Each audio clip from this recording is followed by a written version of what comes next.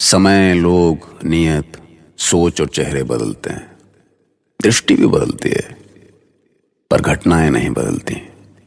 वो स्वयं को बार बार दोहराती हैं और वो एक ही समय में बाहर भी घटती हैं और भीतर भी। मैं संसार की उन सभी घटित घटनाओं का साक्षी हूं।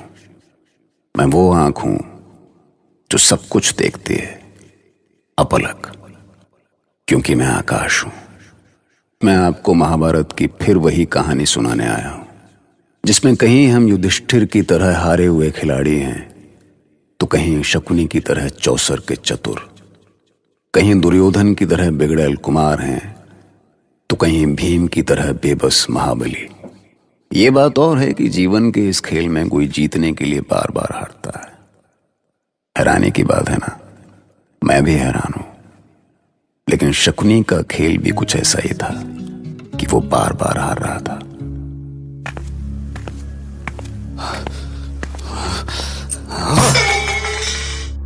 आपकी बुद्धि तो भ्रष्ट नहीं हो गया ना मामा?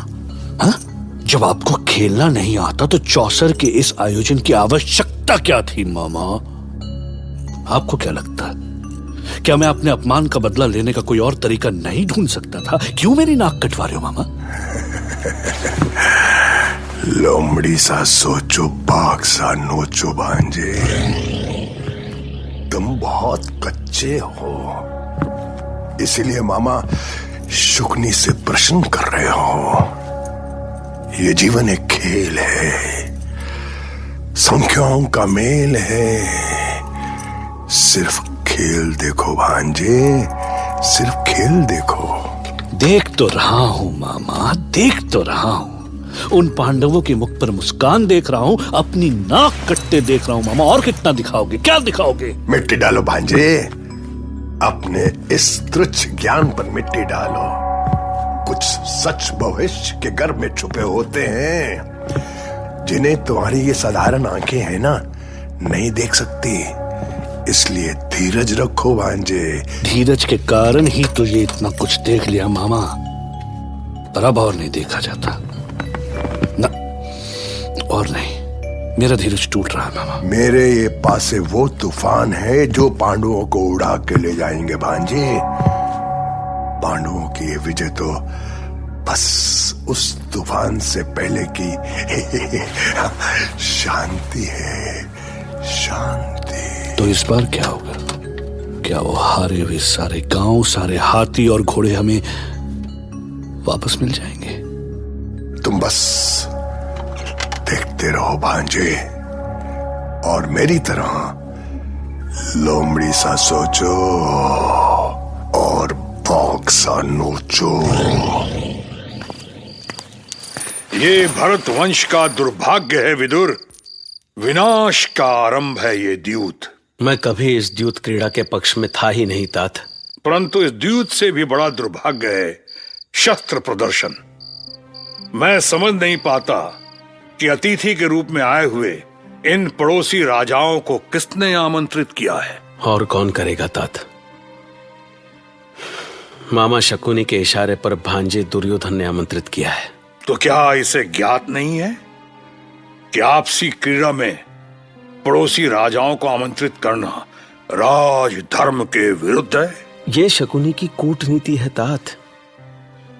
उसने सोचा होगा कि यदि कोई हस्तक्षेप करे तो बल प्रयोग किया जा सके। मैं जानता था कि विदुर ऐसा ही होगा। इस बार दाव पे क्या लगा रहे हो भांजे दुर्योधन? रत्न भंडार। मैं अपना रत्न भंडार दांव पर लगाता हूं मामा। तो मैं भी रत्न भंडार दांव पर लगाता हूं। ये रहा 5।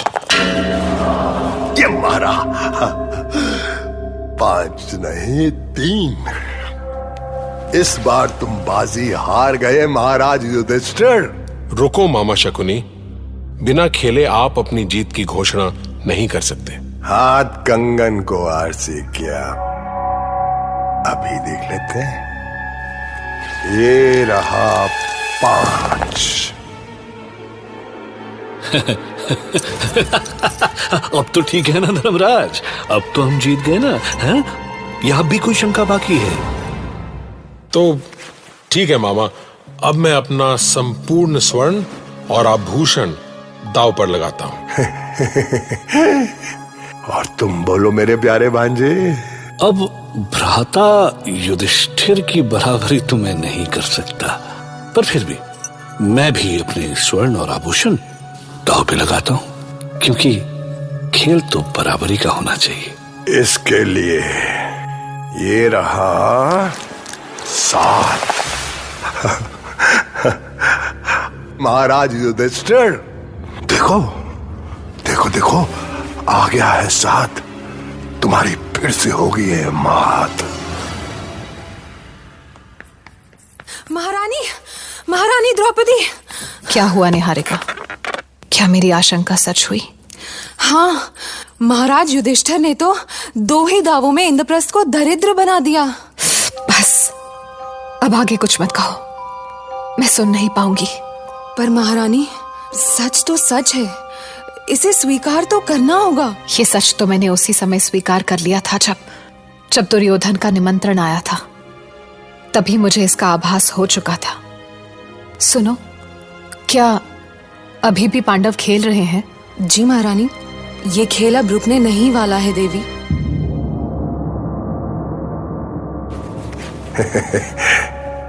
युधिष्ठिर, और कुछ है दांव पे लगाने के लिए? मैं अपनी सेना, दास दासियां, अन्न भंडार और इंद्रप्रस्थ दांव पर लगाता हूं। वाह वाह भैया युधिष्ठिर, वाह, ये हुई ना बात। तो मैं भी दांव पर लगाता हूं। पासे फेंकी मामा, पासे फेंकी। चलो फेंका और समझो के जीता। 3। लो आ गया 3। भांजे तुम हुए धनवान और युधिष्ठिर हुआ दीन। वाह मामा, वाह।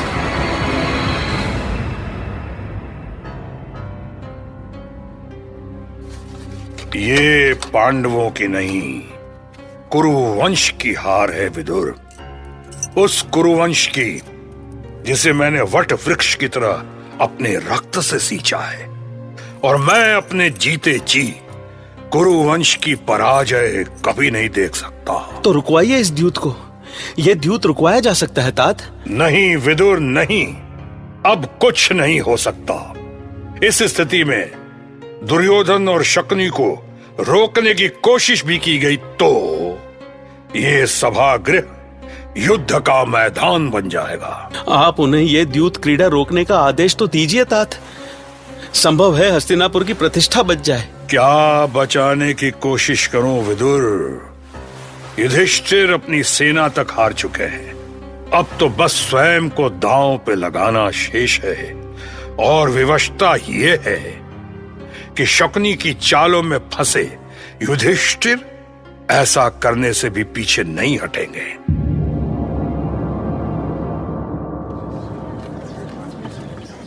भैया, अब बंद कीजिए विनाशकारी खेल और चलिए यहां से।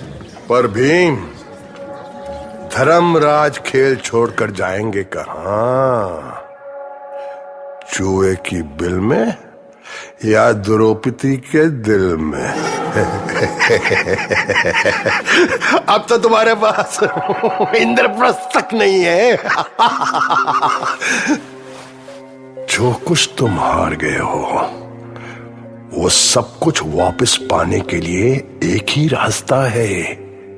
दांव लगाओ, लगाओ दांव, जो अभी भी शेष है उसे लगाओ। मामा सत्य कह रहे हैं बड़े भैया। विचार मत करो धर्मराज, सत्यानाश हो जाएगा। दांव लगाओ। आप सुन रहे हैं महाराज, कुरुवंश के लिए जितना मान सम्मान पितामह भीष्म ने अर्जित किया है, कुमार दुर्योधन उसे मिट्टी में मिला रहे हैं। मुझे दुख है विदुर कि मैं कुछ नहीं कर पा रहा हूं। आप महाराज हैं, हस्तिनापुर के सम्राट, और आप विवशता की बातें कर रहे हैं। आप देख नहीं सकते, पर क्या आपको सुनाई भी नहीं देता?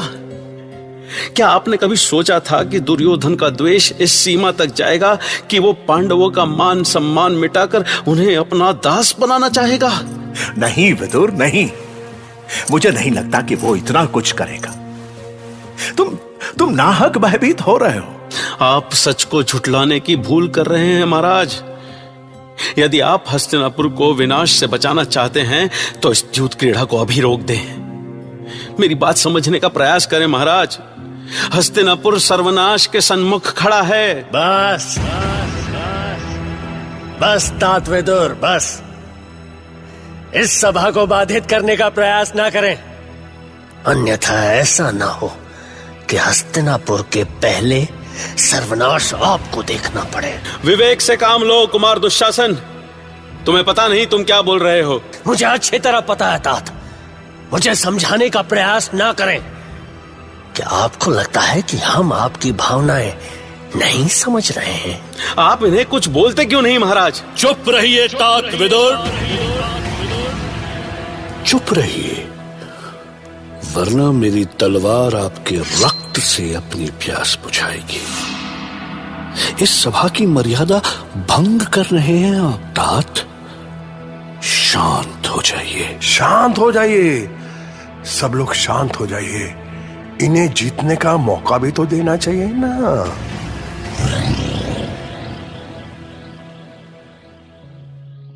निहारिका, युद्ध सभा में क्या हो रहा है? कोई सूचना? मैं तो इस स्थिति में वहां जा भी नहीं सकती। वहां जो हो रहा है मुझ में उसे बताने का साहस नहीं है देवी। क्या हुआ? कोई अनहोनी तो नहीं हुई ना निहारिका? इससे अधिक अनहोनी और क्या होगी महारानी।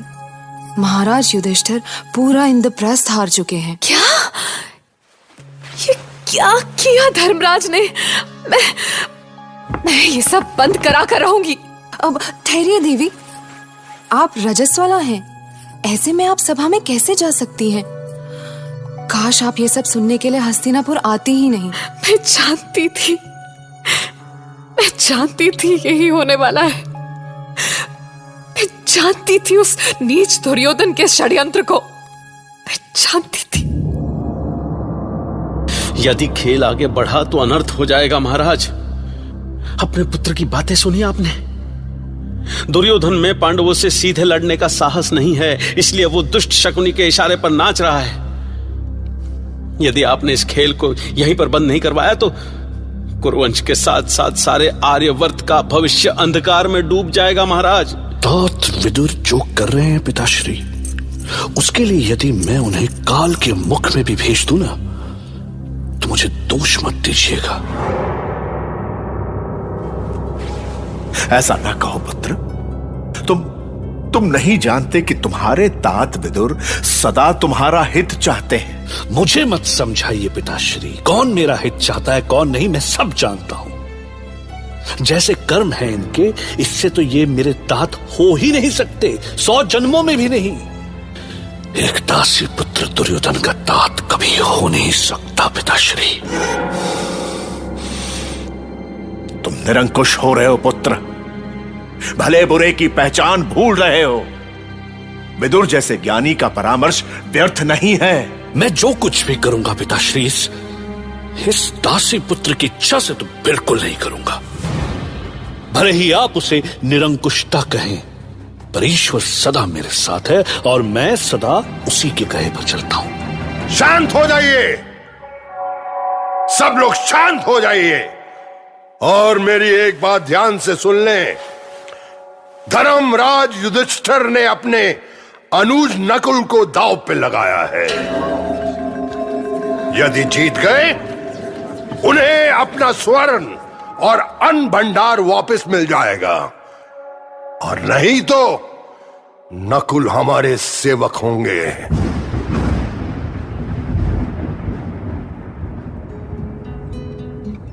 इस बार भी कुमार युधिष्ठिर की बाजी हाथ से निकल गई। अब निकल गई, क्या करें। उसके पास हताशा के अलावा कुछ नहीं बचा, सब हार गया। लेकिन आपको मालूम है, हार का सबसे बड़ा कारण सही फैसले न ले पाना। Risk is a part of every game, but shouldn't it be a calculative risk? नहीं, ऐसे सवाल आया मन में तो पूछ लिया। एनीवेज, उधर कुटिल शकुनी दुर्योधन की बुद्धि और विवेक पर छा चुका था, और इधर पितामह भीष्म और महाराज धृतराष्ट्र कुछ नहीं कर सकते थे।